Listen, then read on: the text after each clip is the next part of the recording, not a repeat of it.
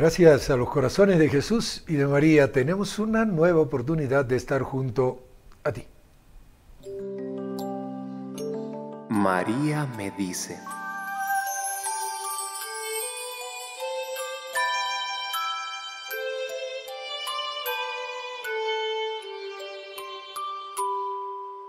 En Santa María tiene lugar el encuentro primero y fundamental de Dios y el hombre, es decir, del Verbo de Dios con la humanidad.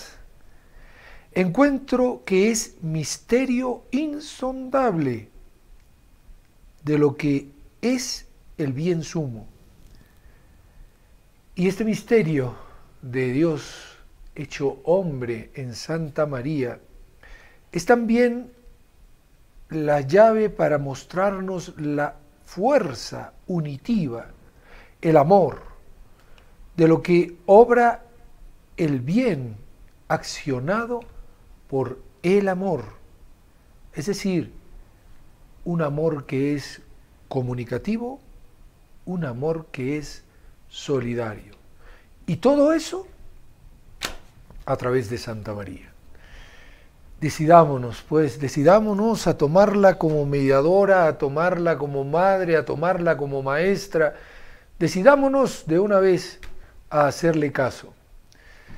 Cuando Sor Lucía de Fátima era preguntada sobre el tercer secreto, hoy vamos a hablar sobre el tercer secreto de Fátima, decía, ¿qué importa lo que diga el tercer secreto? Háganle caso al mensaje de Fátima.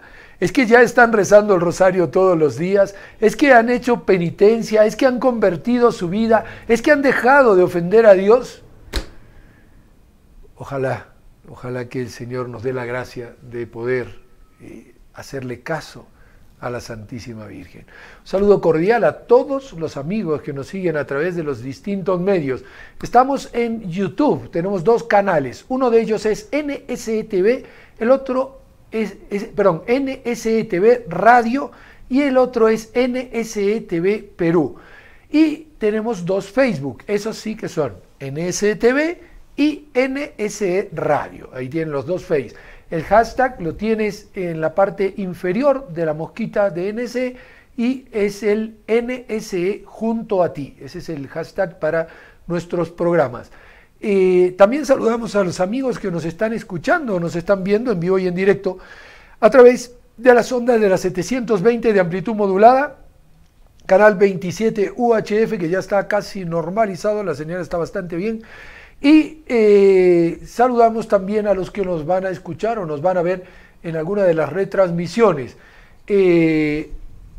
A los amigos de Lima a través de los 1180 que nos van a escuchar y también a los de Arequipa que lo van a hacer a través de los 590 de amplitud modulada, canal 27, UHF y cable amigo. De verdad, una alegría poder estar con todos ustedes. Tenemos hoy la asistencia técnica de Juan Carlos Uzcamaita y en este espacio de trabajo está acompañándonos María Jesús Guarcaya, experta fatimista, y quien les habla, Randy Brunello. María Jesús, bienvenida. Buenas tardes a todos, gracias por la invitación. Eso de experta fatimista. No. Bueno, pues nada. No es verdad, así que no lo crean. No, es un chiste, todo el mundo sabe que es un chiste. Pero una alegría poder hablar de este tercer secreto, o mejor, no el tercer secreto, bueno, el tercer secreto es un secreto compuesto de tres partes. Una primera parte que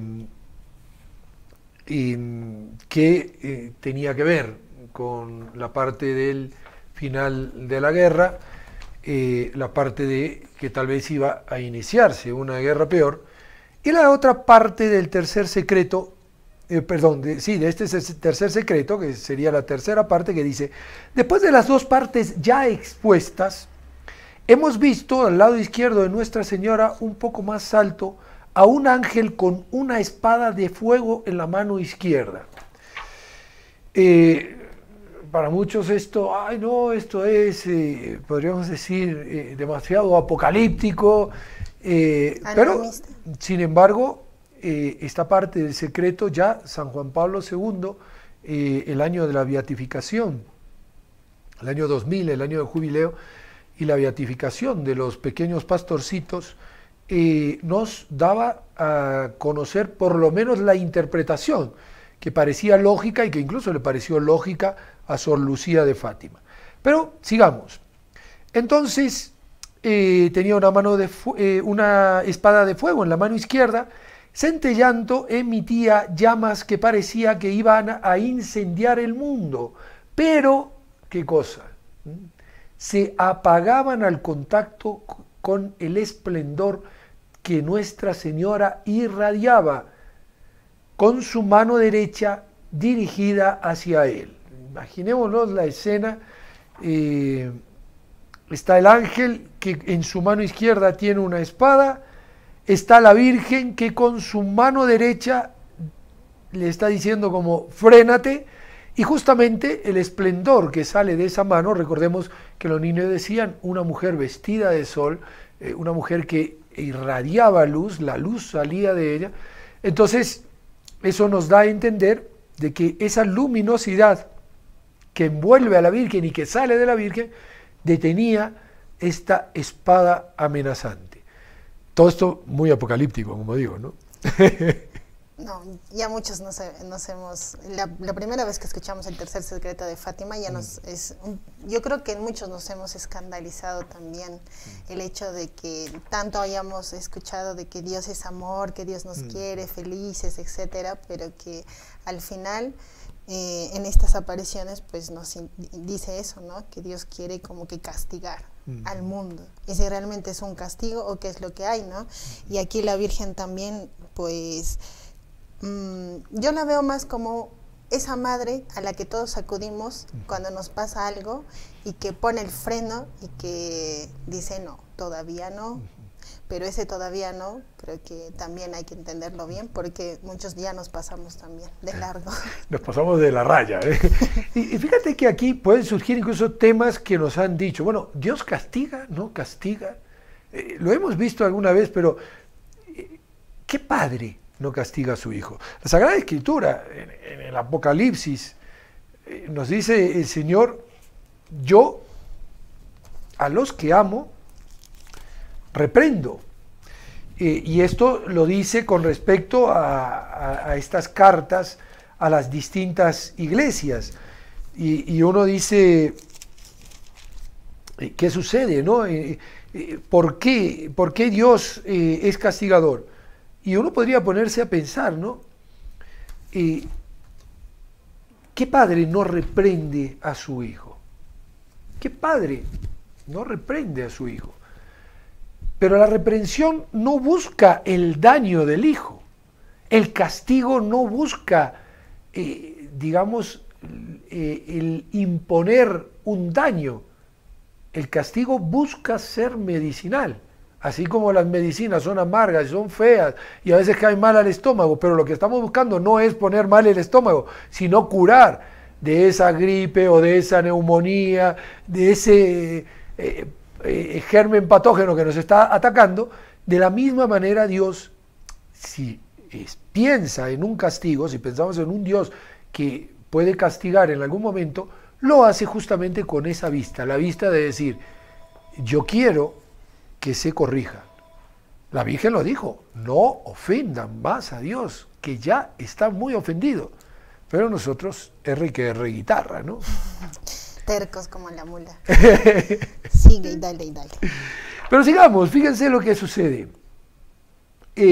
Irradiaba con su mano derecha, ya lo dije, y entonces el ángel, señalando la tierra con su mano derecha, tenía la espada en la izquierda, con la derecha señala la tierra y dice estas tres palabras: penitencia, penitencia, penitencia.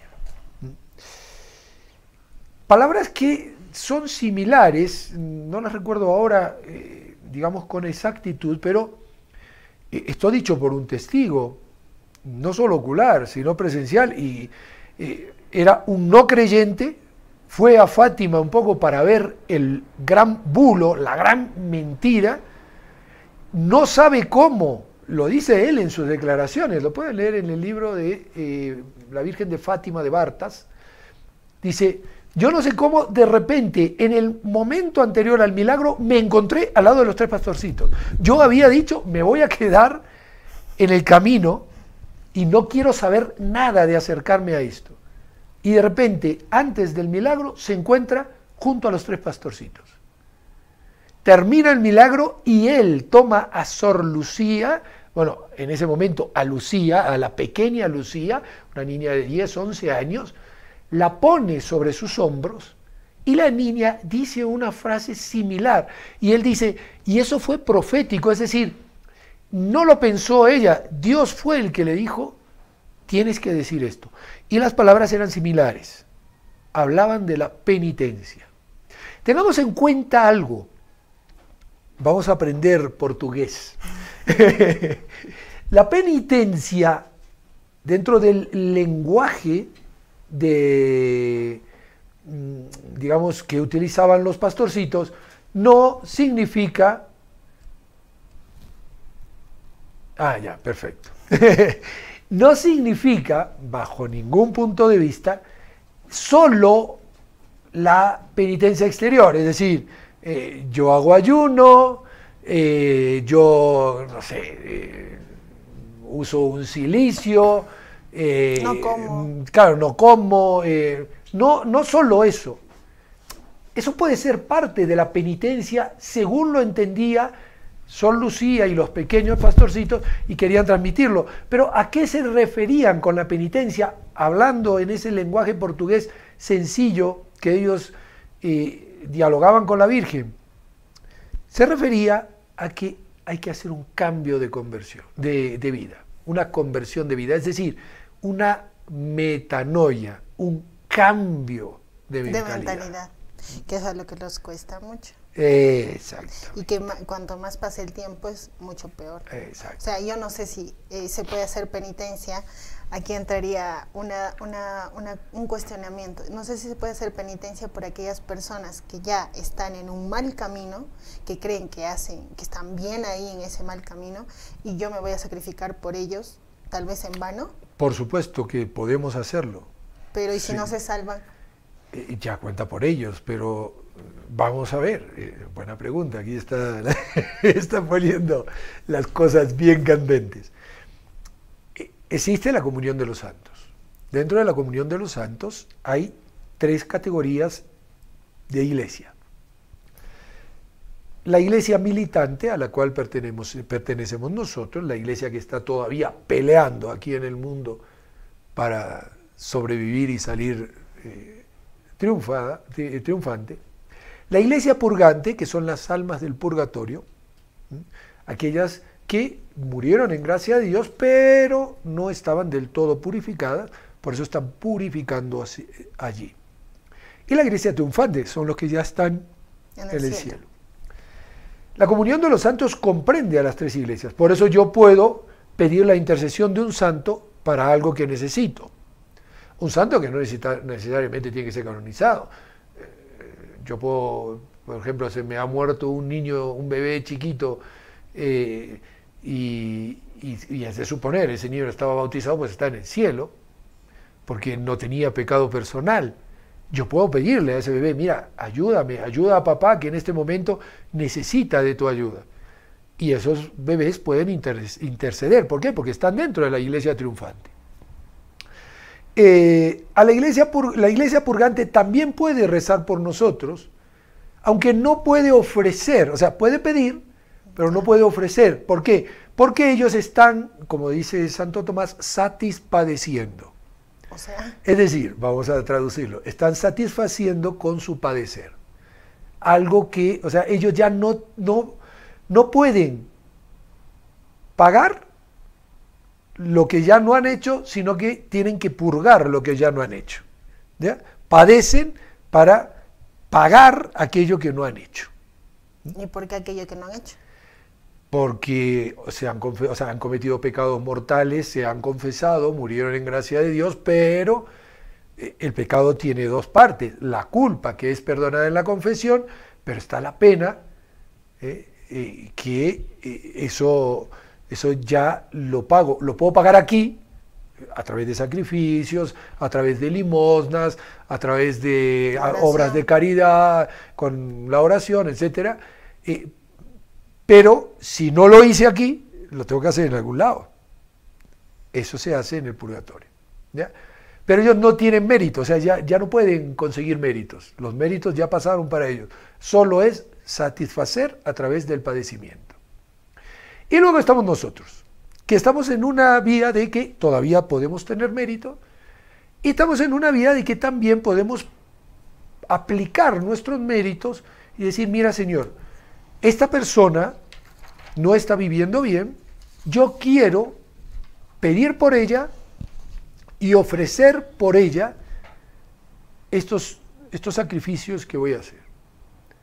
Y lo puedo hacer. Por eso decía la Santísima Virgen María a los pastorcitos en Fátima, hagan penitencia por los pecadores, recen por los pecadores, porque muchos se condenan porque no hay quien recen por ellos, quien ofrezca. Y eso es lo que se puede hacer. O sea, la penitencia que acá nos indica la Virgen María, o bueno, también sí, el ángel en este caso. El ángel en este caso. Es que nosotros nos tenemos que... Penitencia en sí es ¿qué? Cambio de... O sea, son las dos cosas. Comprende el cambio de mentalidad, el cambio de conducta, el vivir una vida ordenada, y a la vez, pues bueno, muy bien, sacrificarme, hacer algunos actos que me cuesten. ¿Para qué? Para decir, como el fariseo va a decir el domingo que viene, qué bueno soy, ayuno 2 veces por semana, pago el diezmo, soy un fenomenal, no robo, no mato. No. Es para decir, mira Señor, yo tengo tantos pecados, y hay tantos pecados en la humanidad, que yo voy a sacrificarme un poquitito para poder, por lo menos, ayudarte a que veas que hay alguien que te quiere. Es lo mismo que hacemos cuando una persona ama a otra. O sea, mira, ¿a qué mamá le gusta levantarse a las 2 de la mañana? A ninguna. Pero si el nene llora, se siente mal, la mamá está ahí. Porque eso hace un sacrificio, eso es un sacrificio. Pero el amor lo suple diciendo, mira, yo te amo, yo soy capaz de sacrificarme por ti. Es lo mismo que sucede con Dios. O sea, la penitencia siempre, aunque nosotros no sabemos, podemos estar rezando por X persona, no sabemos si se va a salvar o no, aunque continúe con esa vida, pero igual nosotros seguimos con nuestra oración o con la penitencia. Lógico, y no hay nunca que bajar la guardia. Primero porque, o sea, Dios lo quiere, la Virgen lo pide, hagan penitencia, recen por los pecadores. Y segundo, porque si nosotros en alguna manera hemos recibido alguna gracia, seguramente, y esto lo dije varias veces y lo vuelvo a repetir, nos vamos a llevar la gran sorpresa de decir, oiga, mire, ¿usted sabe por qué se convirtió? ¿Usted sabe por qué en esos ejercicios espirituales que ha hecho, en ese retiro que hizo, en esa jornada, qué sé yo, juvenil, vocacional o con lo que sea, por qué usted cambió de vida? ¿Por qué empezó a portarse un poquitito mejor? Porque había allí una viejita que rezaba el rosario todos los días y decía, yo quiero ofrecer esto, Señor, por la conversión de los pecadores. Y ese rosario nos cambió la vida a nosotros. Hagamos nosotros lo mismo, ¿no? Penitencia, penitencia, penitencia. Penitencia. Y sigamos. No me tengo que tapar la cara, ¿ves? Que yo me pongo la hoja así casi. ¿Y qué pasó? Vimos una inmensa luz que es Dios. Algo semejante a como se ven las personas en un espejo cuando pasan ante él. Y allí vimos a un obispo vestido de blanco. Ellos llegaron a la conclusión después de que era el Santo Padre. Hemos tenido el presentimiento que fuera el Santo Padre. Nunca habían visto a un papa, no podrían saber que el papa se vestía de blanco. También otros obispos, sacerdotes, religiosos y religiosas subir a una montaña empinada en cuya cumbre había una gran cruz de madera. Era tosca, como si fuera de alcornoque, el alcornoque es bien, bien tosco, con la corteza. Y el Santo Padre, antes de llegar a ella, atravesó por una gran ciudad, medio en ruinas y medio tembloroso, con paso vacilante, apesadumbrado de dolor y pena, rezando por las almas de los cadáveres que encontraba por el camino. Llegando a la cima del monte, postrado de rodillas a los pies de la gran cruz, fue muerto por un grupo de soldados que le dispararon varios tiros de arma de fuego y flechas. O sea, hay que leerlo, es una visión, no es algo que se va a cumplir así, ¿ya? Y del mismo modo murieron uno tras otro los obispos, sacerdotes, religiosos, religiosas, diversas personas, hombres, mujeres, diversas clases y posiciones. Esto no necesariamente es algo que tenga que cumplirse. Tal como está escrito. Tal como está escrito o en un mismo instante. La interpretación que ha dado la Iglesia tiene, o podríamos decir, cumple con unir varios sucesos que acaecieron en el siglo XX y que originaron algo similar a esto que estamos viendo. Las persecuciones cristeras, las persecuciones en España, las persecuciones comunistas, y allí la muerte de muchos obispos, de muchos sacerdotes, de muchos laicos, de muchas religiosas y religiosos, y luego el cierre, el broche de oro, el atentado de San Juan Pablo II en la Plaza de Armas, un 13 de mayo justamente, que no terminó con la vida del Santo Padre porque él mismo dijo que le fue revelado de que una mano disparó, tendría que haber muerto, pero otra guió la bala. Esta parte del texto también me hace recordar uno de los sueños de San Juan Bosco. Que también, la verdad yo pienso que genera muchas dudas, inquietudes y también a la vez creo que las une, hay algo que las enlaza, porque en los sueños de San Juan Bosco él también indicaba que subía una montaña empinada, que veía muchos niños, que muchos niños estaban distraídos con muchas cosas que estaban en ese lugar, lo voy a decir así porque no me acuerdo detallado, pero que había también, me acuerdo, un espacio, un lugar donde tenían que pasar con los chicos, San Juan Bosco, y que veía ahí, o los veía arrastrados por animales, por seres demoníacos, y que solamente algunos pasaban indemnes. Exacto, y no le tenían miedo. Y bueno, acá hace referencia igual a una montaña empinada, y siempre subiendo, por eso decía San Juan Bosco igual, en sus sueños siempre subiendo a una parte alta, no es hacia abajo. Así es. Y tengamos en cuenta también, por ejemplo, otro sueño que tiene San Juan Bosco que podría relacionarse en cierta forma con este, es el sueño de esa nave que es la Iglesia, que tiene al Papa por capitán, que es atacada por otras naves más pequeñas, incluso el Papa es muerto, es reemplazado inmediatamente por otro, y la nave es dirigida hacia dos columnas, una columna que era de altura media, que estaba en el medio del mar, tenía en la cúspide a la Santísima Virgen María, y otra más elevada, que tenía en la cúspide el Santísimo Sacramento. Cuando la nave atraca entre esas dos columnas, comienza un viento a desbaratar a las naves que atacaban, ya no pueden seguir atacando a la iglesia, pero muchos de los que estaban en esas naves fueron rescatados y subieron a la barca de la iglesia, es decir, se convirtieron. Hay que tener en cuenta que todos, vuelvo a decir, todos estos sueños que en cierta forma encierran algo de profecía, no tienen que ser interpretados a la letra. Es una visión que nos da un mensaje. La iglesia será atacada, habrá una gran matanza, la estamos viviendo ahora. El mismo Papa Francisco ha dicho varias veces, nunca ha habido tanta cantidad de muertes como las hay ahora y tanta persecución. Y hemos pasado en el siglo pasado momentos muy críticos en cuanto a persecución. Pero todo esto nos va abriendo los ojos para decir, cuidado, hay algo que es claro, hay que estar preparados. Y tomar la cruz, como dice acá. Es que siempre, ya sea en el sueño de algún santo, ya sea en alguna aparición de alguien, siempre está la cruz ahí. La cruz. No la podemos quitar. No podemos quitarla porque si quitamos la cruz, quitamos a aquel que ha hecho de la cruz algo precioso para nosotros, porque fue donde nos salvó. Hacemos una pausa y enseguida retornamos. No se vayan, estamos junto a ti.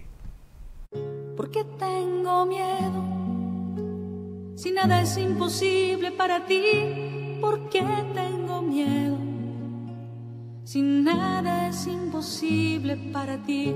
¿Por qué tengo miedo, si nada es imposible para ti? ¿Por qué tengo miedo, si nada es imposible para ti?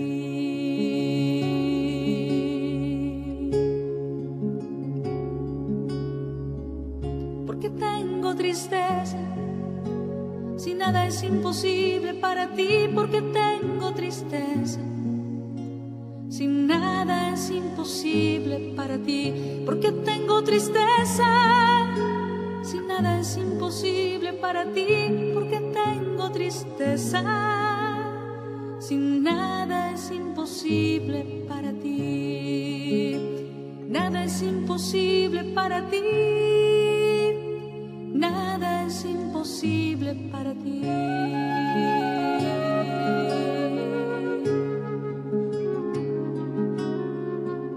Porque tengo dudas, si nada es imposible para ti. Porque tengo dudas, si nada es imposible para ti.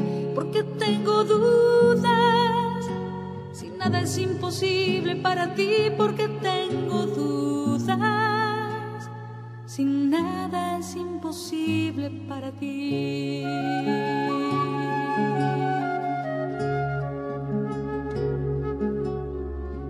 Enséñame a amar, porque nada es imposible para ti.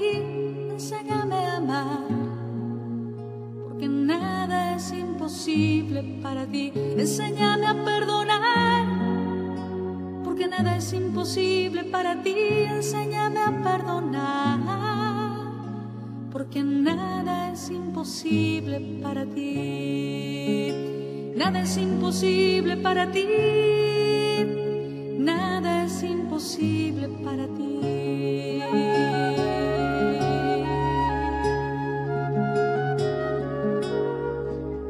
Tú te hiciste hombre, porque nada es imposible para ti. Tú te hiciste hombre, porque nada es imposible para ti. Tú te hiciste hombre, porque nada es imposible para ti. Tú te hiciste hombre, porque nada es imposible para ti.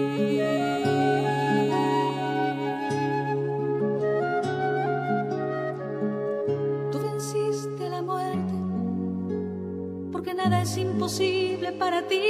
Tú venciste a la muerte, porque nada es imposible para ti. Tú estás entre nosotros, porque nada es imposible para ti. Tú estás entre nosotros, porque nada es imposible para ti. Nada es imposible para ti.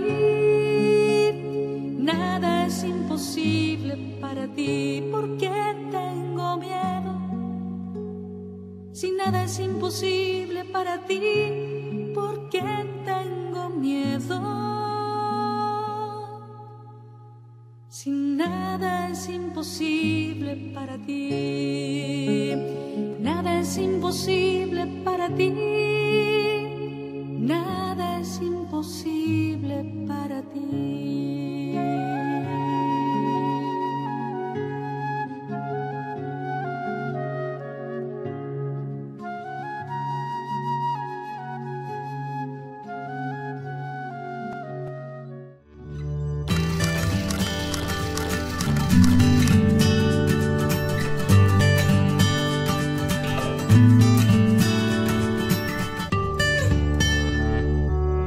Y vamos a leer la última parte, el último parrafito, son 3 líneas. Bajo los 2 brazos de la cruz había 2 ángeles, cada uno de ellos con una jarra de cristal en la mano, en las que recogían la sangre de los mártires que regaban con ella a las almas que se acercaban a Dios.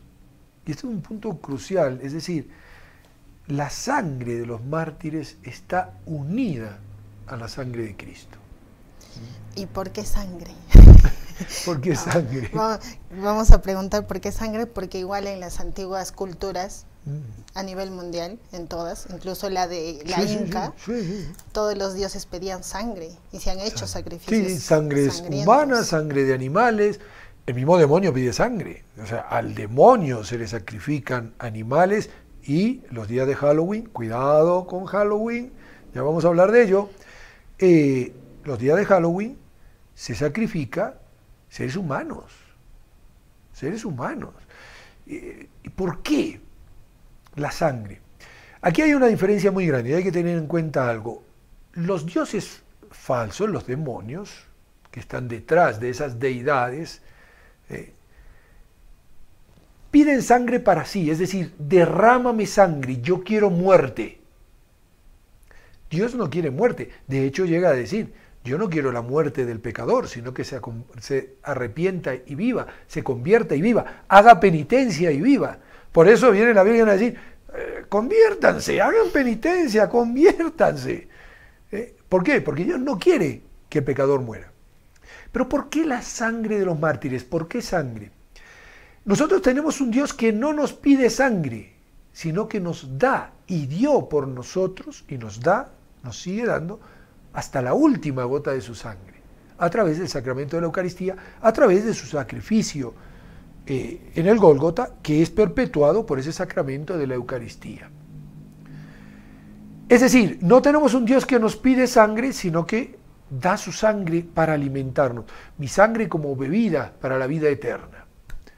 Una cosa al revés de todos los demás, de todos los demás dioses, ¿no? Pero además de eso, existe esto, o sea, el derramamiento de sangre por amor a Dios, pero que es una imitación a la vida de Cristo. ¿Pero Dios pide mártires o no pide mártires? No, no es que pida el martirio, ¿Sí, no? sino que muchas personas viven ese martirio como testimonio de su amor, de su entrega, de su consagración, de su fe a ese Dios que dio la sangre por ellos. Es decir, si tú me amas así, yo voy a amarte de la misma manera si llega el punto y me exigen que dé mi vida. Es lo mismo que sucede cuando 2 personas se casan. O sea, que en definitiva estamos llamados a un desposorio, el desposorio eterno. El matrimonio es una mera imagen del desposorio eterno. Pero ¿qué sucede con 2 personas que se casan? En esta alianza dice que yo me entregué a una mujer por completo y ella se entregó a mí por completo porque tiene una alianza igual que dice que se ha entregado a mí. Muy bien, entonces, ¿qué significa esto? Si tú te entregas a mí por amor, ¿cómo yo no me voy a entregar a ti por amor? Lo hago. Y eso se comprende. Pues en el martirio sucede lo mismo. Si tú has dado tu vida, tu sangre, hasta la última gota de sangre, por salvarme a mí, ahora que vengan a decirme, ¿usted cree o no cree? Si usted dice que cree, la mato. Y si no, entonces se queda con vida. Y así me amó Dios. Y yo voy a ser un cretino tan grande de decir, no, yo no creo, yo no lo conozco. Eso es el martirio.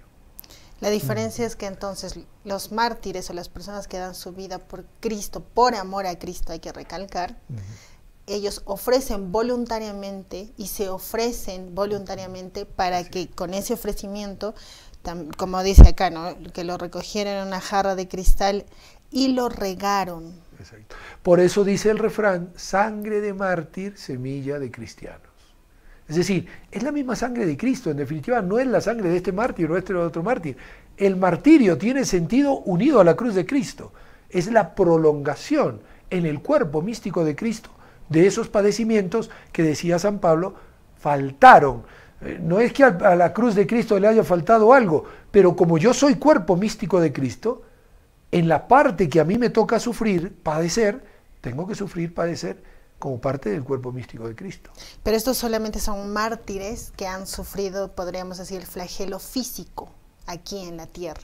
O también son mártires los que están sufriendo en los hospitales. Bueno, vamos a ver, el martirio en sí es dar la vida voluntariamente por la fe. ¿Ya?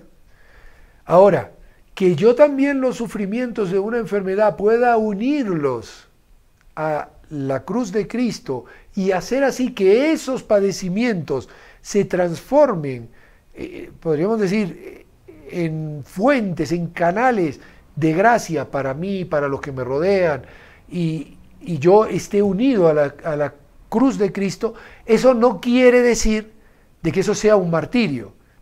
Místicamente podría alguno decir, es un martirio, o el martirio del día a día, el martirio de ese cumplir, por ejemplo, la regla en los religiosos, ¿no? O sea, levantarme todos los días a la misma hora, hacer esta actividad, esta otra, Eso es un martirio, pero no es un martirio cruento, es un martirio incruento. En la enfermedad puede tener algo de cruento, pero no es propiamente un martirio, es decir, no una persona que muere de cáncer entregando su vida, la hermana Josefina, por ejemplo, el padre Molina, entregando su vida a Dios, diciendo, gracias Dios mío por este cáncer, no es que van a ser mártires, no.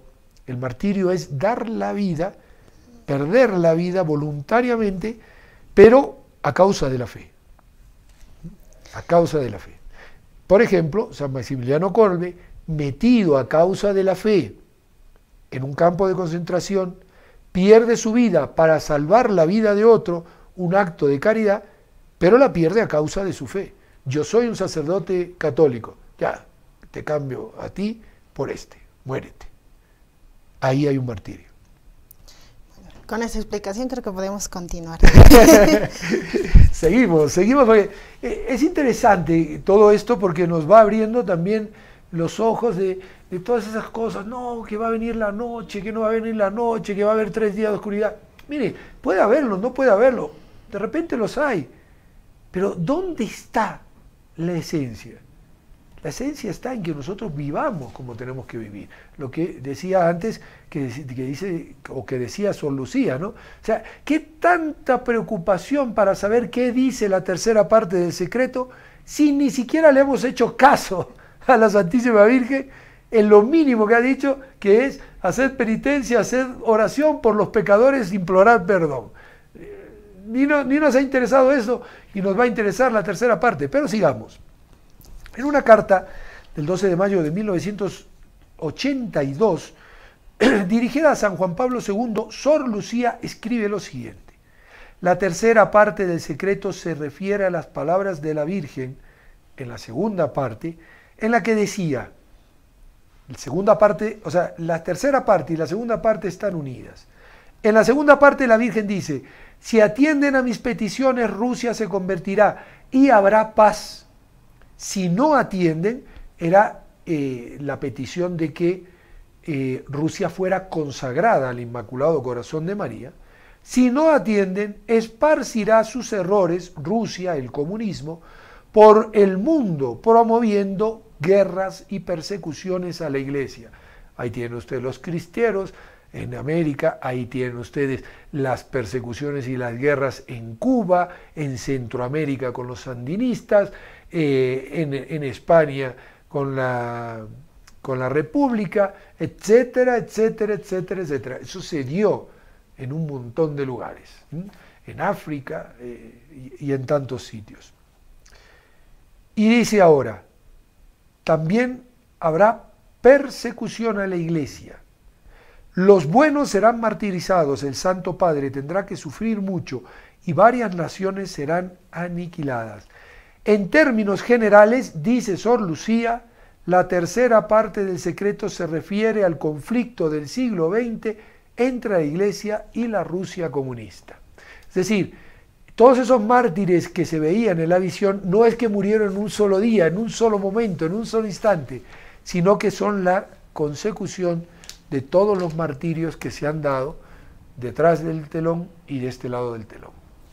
Y son aquellos que aún estamos sufriendo ahora. Aún, todavía. Porque muchos pensamos que ya, bueno, el primer secreto ya se cumplió, el segundo ya se cumplió, en el secreto no sabemos. El tercero también, la tercera parte, porque ya ha dicho San Juan Pablo II que se ha cumplido. Claro.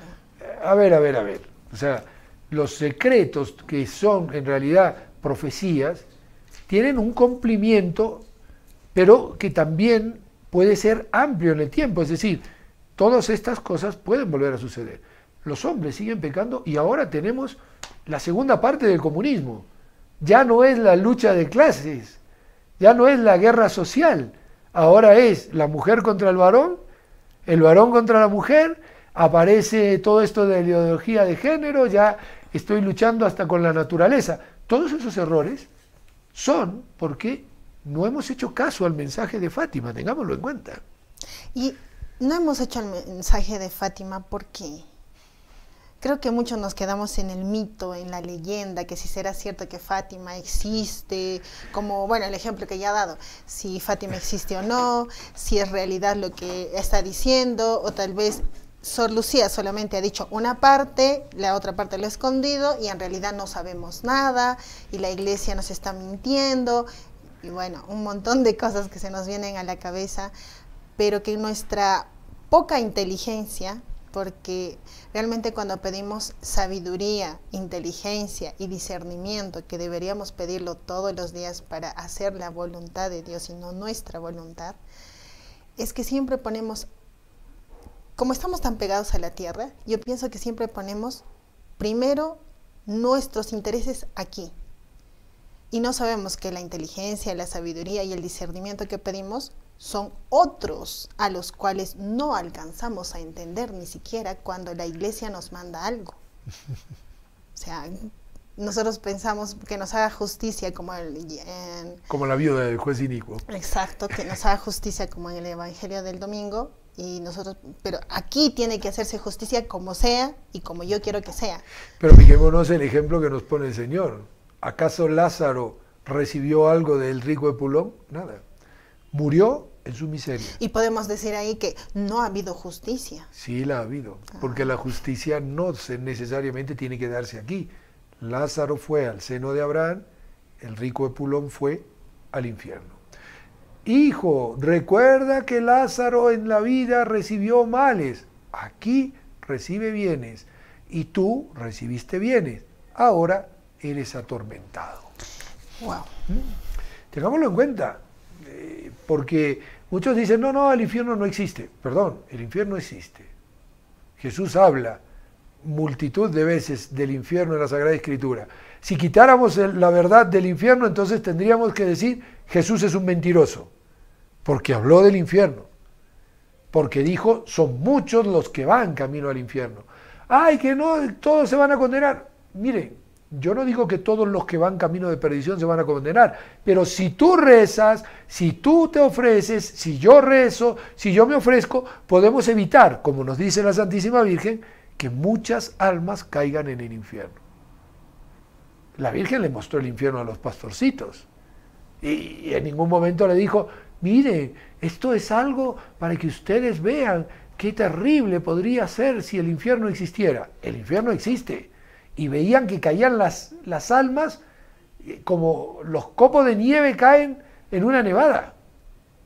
O sea, que no es que no caen almas en el infierno, caen, y muchas, porque es más ancho el camino del infierno que el camino que lleva a la vida, al cielo. Por eso, rezar por los pecadores, ofrecernos. El ángel con la espada de fuego representa el juicio que caería sobre el mundo si no fuera por la intercesión de María. Durante muchos años se rumoreó que la tercera parte del secreto implicaba la posibilidad de una guerra nuclear. Si hay algo en el texto que sugiere esto, es el fuego de la espada que Sor Lucía describió como algo que dejaría el mundo en llamas. En la Escritura, el fuego puede ser una imagen del juicio o de un conflicto en general. En su comentario sobre la espada de fuego, sostenida por el ángel, el cardenal Ratzinger parece aludir a una guerra mundial. Y muchos dicen que la guerra mundial fue detenida por la oración de muchos que creyeron en el mensaje de Fátima y comenzaron a rezar el rosario todos los días. La perspectiva de que el mundo podría ser reducido a cenizas con un mar de llamas hoy no es considerada absolutamente pura fantasía. El hombre mismo ha preparado con sus inventos la espada de fuego. Verdad. Si dijéramos verdad, falso, pues todo se está cumpliendo hasta ahora. Y fíjense, durante la consagración del mundo al corazón inmaculado de María en 1984, consagración que dijo Sor Lucía que fue válida, en la segunda petición del Santo Padre de San Juan Pablo II fue que la incalculable autodestrucción de todo tipo de guerra, de la incalculable destrucción de todo tipo de guerra, líbranos, Madre. Por eso es evidente que todo lo que es este tercer secreto de Fátima va tomando cuerpo a lo largo de la historia y ya se ha cumplido, podríamos decir que se ha cumplido en gran parte. Que puede volver a hacerse realidad, es que los hombres seguimos siendo malos. O sea, que puede venir una tercera guerra mundial, podría venir, porque no nos hemos convertido. El Papa Francisco dice que estamos viviendo una tercera guerra mundial en fascículos, es decir, con los distintos conflictos que hay en distintos lugares, se vive en realidad como una suerte de guerra mundial por partes. Pero, lamentablemente, seguimos sin creer a este mensaje. Y fijémonos, ¿qué representa el obispo de blanco? El tercer secreto revela que los videntes, luego de ver una inmensa luz, tuvieron la representación, el presentimiento de ver al Papa. Además, el Santo Padre, junto a otras personas, subió a una montaña empinada, en cuya cumbre había una gran cruz de maderos toscos. Las montañas son lugares tradicionalmente donde el hombre se encuentra con Dios. No necesariamente tiene que ser un monte, un cerro en sí, ¿ya? La difícil escalada de la montaña sugiere la perseverancia necesaria para seguir a Dios. La robustez de la cruz representa en la visión, evoca la dureza de los sufrimientos de Cristo y quienes son los que comparten estos sufrimientos. El viaje del Papa y sus acompañantes a través de la ciudad en ruina sugiere que la Iglesia deberá atravesar la destrucción que acompaña a la guerra, eso se vivió en la Segunda Guerra Mundial, y que evoca el sufrimiento del pontífice al ser incapaz de detenerla. Esto se reflejó en la experiencia de muchos papas del siglo XX. Recordemos, San Pío X muere antes de que comience la guerra, o en los mismos instantes que comenzaba la guerra, de la pena que le dio que no le hayan hecho caso y no haber podido detener la guerra. El Papa Pío XII, cuando sucede el bombardeo de Roma, que dejó la ciudad en ruinas, en un momento, uno lo ve en una fotografía al lado de sus fieles, allí en medio de la ciudad, con los brazos abiertos en cruz, como diciendo, esto es el dolor más grande que yo puedo sufrir. Es decir, todo esto se ha ido cumpliendo en cierta forma. O San Juan I, creo que fue antes de San Juan Pablo II, perdón. San Juan Pablo II. Me equivoqué, sí, antes de San Juan Pablo II. Fue Juan Pablo I. Ah, Juan Pablo I, que murió repentinamente y de manera rápida. Ajá. ¿Sí? Pues esto, ¿qué dice? ¿Qué significa la aparente muerte del obispo vestido de blanco? Esto parece referirse, como ya lo dijimos, al intento de asesinato de San Juan Pablo II el 13 de mayo de 1981. Y esto quedó confirmado, Sor Lucía dijo sí, y la Iglesia lo dio a conocer en el año 2000. Muy bien, ya se nos fue el tiempo, ya está Juan Carlos aplaudiendo, no porque hagamos las cosas bien, sino porque tenemos que irnos. Doña Glaide Chaparro nos reportó su sintonía, pide oraciones por los bebés abortados y sus oraciones de siempre, por el matrimonio de sus hijos, la santidad de su familia y por los enfermos de oncología. Pregunta, ¿los bebés abortados son mártires? Estrictamente hablando, no lo son. Derraman su sangre, pero no derraman la sangre por la fe. Son asesinados, sí, son asesinados, pero no son asesinados en nombre de la fe. Ahora, que Dios de ese derramamiento de sangre pudiera hacer, por medios que desconocemos, una suerte de bautismo de sangre, eso podría darse. Pero estrictamente hablando, no podríamos decir que el aborto es un martirio. Tiene varias notas, pero no las tiene todas, o tal vez no tiene las más importantes.